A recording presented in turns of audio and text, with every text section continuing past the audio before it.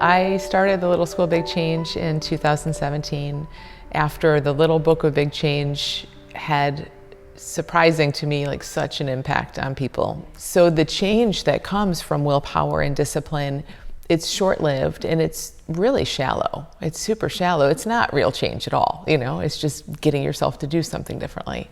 Most books, most change methods, most professionals out there are still kind of just looking at this in a really surface level sort of way, just kind of tip of the iceberg. Now, they might be a little more sophisticated, and we might too. Lay people think too, well, how can I see things differently? How can I think differently or feel differently? Because we know that thoughts and feelings underlie our actions and behaviors.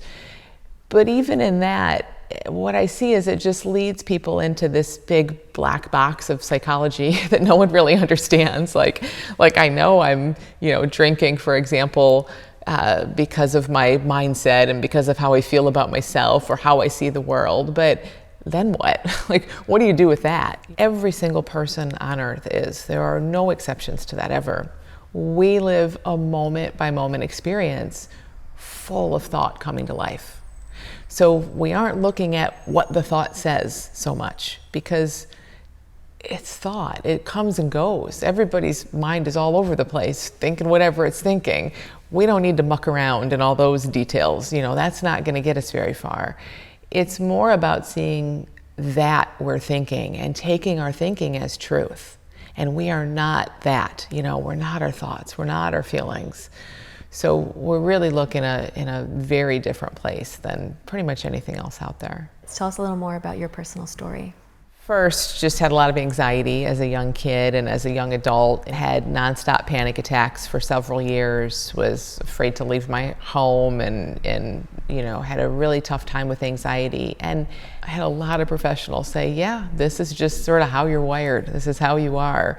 And it's so hard because part of me kind of knew that wasn't the case. So I struggled with bulimia and binge eating for 8 years. And in that time, again, I had professionals just trying to help me cope, giving strategies, high-level, tip-of-the-iceberg strategies that would be like, oh, well, maybe this one will work, and gives you that little bit of hope for a minute. And then when it doesn't work a week later, you feel more hopeless than before you started. So it's such a horrible roller coaster of just trying Band-Aids, hoping something sticks. It does for a minute, and then it doesn't. And then you think, wow, I'm really broken. That just breaks my heart. That's what I see in people all the time, is they've tried everything. And the conclusion is, oh, it must be me, because all of these things don't work. And that's just what I want to tell people. It's not you. It's the things we're trying. They are not the right things. They don't lead to lasting change for most people. What if your brain just has a habit? And what I heard in that was, okay, this isn't about me. This isn't personal. I'm not broken. I'm not destined to have to cope with this for life. I have a machine in my head, as we all do, that has a setting that it goes back to over and over again. And what's really going on there is when my mind goes there, I just get caught up in it. When I feel horrible and my mind says the only way out of this feeling is to starve or to eat or whatever it said, as much as it wasn't logical, I just did it. I didn't see another option from the consciousness I was in, from the thinking I was in. That's hard when we think we are our psychology. But as we back up into this much bigger understanding, which is more spiritual in a sense, it's bigger than psychology, it's not so hard to hear your brain scream things at you, even feel your body with adrenaline or urges or whatever it is, and know, okay, this is just machinery. This is just a process playing out. I don't have to do anything about this. And to see that when we do that, it stops. When anyone has any sort of habit or addiction or depression or anxiety, when we're in it, our mind is just like, find a way out, as if that's our mind's job, is to find a way out. I could see some of this, and I knew for the first time in 8 years, really, wow, I'm not going to have this habit forever.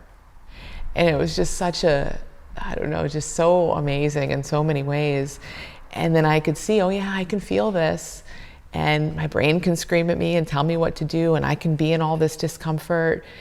but it's a temporary experience. Now, the more people are in that place, it's just incredibly empowering. So before long, you know, all this constant urges and thoughts about my habit, I just watched them fade away and come around so much less. And when they did come around, it was like, oh, there's that old thing again, rather than it being so gripping and hijacking. So what happens a lot, and happened a lot around the book, people were reading it, they were getting so much from it. I was getting a ton of email right off the bat. And they were sharing their stories and how impactful it was. And it was also really clear that there's so much value in like deeply exploring this. That was really the big thing that inspired me to create the school. Like, wouldn't it be amazing to have this container where we can dive deep into this, and I can be there with people and help them see through their blind spots, you know, see where their mind is getting in the way. And it's proven to be that. I mean, it's such a different experience, you know, to read a book versus to go through this sort of immersive process.